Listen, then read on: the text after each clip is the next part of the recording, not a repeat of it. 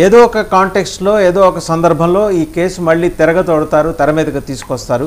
114 కోట్ల రూపాయలు ఈయన కారణంగా నష్టపోయింది, ప్రభుత్వ ఖజానాకి నష్టం వాటిల్లింది. అవుట్ ఆఫ్ 330 కోట్ల రూపాయల ప్రాజెక్టు ఖర్చులో భాగంగానే ఎలా చూస్తున్నారు ఈ పరిణామాన్ని? మ్యూట్లో ఉన్నారండి కళ్యాణ్ గారు, అన్మ్యూట్ చేసుకోండి. నమస్కారం అండి, గుడ్ ఈవినింగ్. ముందుగా మీకు తోటి ప్యానలిస్ట్ అయిన జనసేన ప్రతినిధి గారికి గుడ్ ఈవినింగ్ అండి, అలాగే 99 ప్రేక్షకులకి.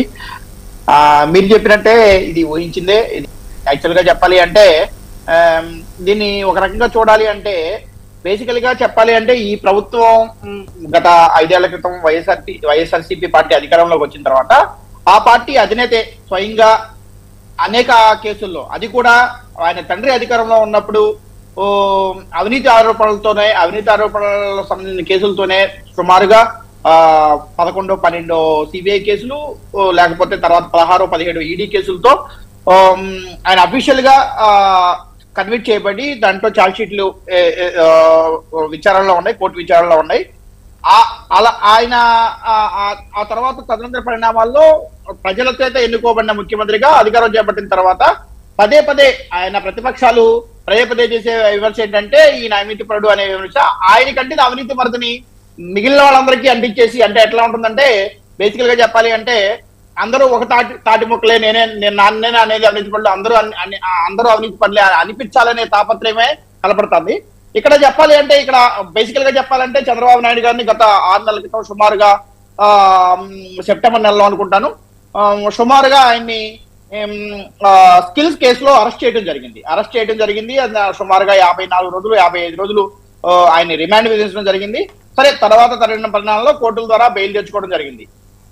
అప్పటి నుంచి కనుక మన ఈ కేసుల యొక్క పూర్వపరాలు కనుక చూస్తే అక్కడ మొదట ఉద్దేశం ఏం కనపడుతుంది అంటే ఆ అరెస్ట్ సమయంలో కానీ లేకపోతే ఈ రోజు ఛార్జ్ షీట్, ఇంకా ఛార్జ్ షీట్ మనం అఫీషియల్ గా మనం చూడలేదు కాబట్టి ఏ ఆరోపణలు చేశారు ఏమనేది మనకు క్లియర్గా తెలియదు కాబట్టి దాని మీద కోర్టులో వేసిన ఛార్జ్ షీట్ మీద ఎక్కువగా మనం దాని మీద వ్యాఖ్యలు చేయలేం. కానీ అంతకు అరెస్టు సమయంలో కనుక తీసుకుంటే స్కిల్ డెవలప్మెంట్ కేసు విషయంలో ఆ తర్వాత కోర్టులో జరిగిన పరిణామాలు, ఆర్గ్యుమెంట్స్ కానీ లేకపోతే ఆశ్చర్యకరంగా సిబిఐ అధికారులు వివిధ ప్లేసుల్లో ప్రెస్ మీట్ల ద్వారా ప్రజలకు చెప్పిన విధానంలో కానీ ఎక్కడా కూడా వాళ్ళు డైరెక్ట్ గా మనీ ట్రయల్ అనేది చూపించలేకపోయారు. అంటే ఈ స్కిల్ ట్రాన్స్ఫర్ కేసులో ఇంత డబ్బు తెలుగుదేశం పార్టీకి సంబంధించిన కానీ లేకపోతే చంద్రబాబు నాయుడు గారికి కానీ చంద్రబాబు నాయుడు కుటుంబ సభ్యులకు కానీ లబ్ధి చేకూరింది అని ఎక్కడా కూడా ఫిజికల్ గా మనీ ట్రయల్ అనేది చూపించలేకపోయారు.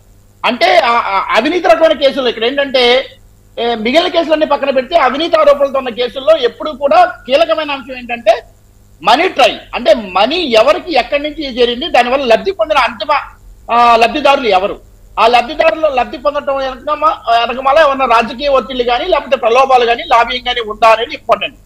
ఆ మనీ ట్రయల్ చూపించలేకపోవటం అనేది మనకి క్లియర్ గా అర్థమవుతుంది. అంటే ఏంటంటే సరైన ఆధారాలు లేకుండా ఏదో మసిపూసి మారేడుకాయలాగా బట్టగాల్చి మొహాన పడేస్తే వాళ్ళే గుర్తుకుంటారు అనే విధంగా సిరీస్ ఆఫ్ కేసులు, అంటే స్కిల్ డెవలప్మెంట్ కేసులు, ఫైబర్ నెట్ కేసులు లేదా ఇన్నర్ రింగ్ రోడ్ కేసులు, ఇలాంటి కేసులతో ప్రతిపక్ష నాయకుడిని ఇబ్బంది పెట్టాలి లేకపోతే ప్రతిపక్ష నాయకుల మీద కూడా బురద చల్లాలి అనే ఒక తాపత్రయం అయితే కనపడుతుందని మనం చెప్పవచ్చు. అయితే వాళ్ళు జరిగిన పరిణామం చూస్తే ఒక రకంగా నేను సంతోషిస్తున్నాను. సిఐడి అధికారులు దీని మీద హైదరాబాద్ లోనో లేకపోతే విజయవాడలోనో లేకపోతే ఢిల్లీలోనో ఇంకా అవకాశం ఉంటే విదేశాల్లోనో ప్రెస్ మీట్లు పెట్టకుండా వాళ్ళు చేయాల్సిన ధర్మం ప్రకారం, వాళ్ళు చేసిన డ్యూటీ ప్రకారం అఫీషియల్ గా ఛార్జ్ షీటు దాఖలు చేయడం అనేది ఒక రకంగా అభినందించే విషయం. అంటే ప్రెస్ మీట్లు పెట్టి ఏదో దాన్ని ఒక పట్టు రాజకీయ నాయకుల్లాగా స్టేట్మెంట్లు ఇవ్వకుండా వాళ్ళు చేయాల్సిన డ్యూటీని, ఒక దర్యాప్తు అధికారిగా వాళ్ళు చేయాల్సిన డ్యూటీని వాళ్ళు చేయటం అనేది నిజంగా ఒక రకంగా అభినందించిన విషయం. సరే, ఆ ఛార్జ్ షీట్ లో ఏ వేశారు, దాంట్లో వాస్తవాలు ఎంత ఉన్నాయి ఏంటి అనేది కోర్టు పరిధిలో ఉన్న దాని మీద మనం పెద్దగా వ్యాఖ్య చేయకూడదు. అంటే ఇన్ఫాక్ట్ మీకు తెలిసే ఉంటుంది కళ్యాణ్ గుత్తికొండ గారు, ఇలా బ్యూరోక్రాట్ల చేత ప్రెస్ మీట్లు పెట్టించి ఈ అవతల పార్టీ మీద, విపక్షం మీద ఆరోపణలు చేయించడం అనే సంప్రదాయానికి ఫస్ట్ తెరలేపింది తెలుగుదేశం ప్రభుత్వం. దాన్ని ఇంకా బాగా ఇంప్రూవైజ్డ్ వర్షన్, రిఫైన్డ్ వర్షన్ ఇవాళ మనం వైసీపీ ప్రభుత్వంలో చూస్తున్నాం.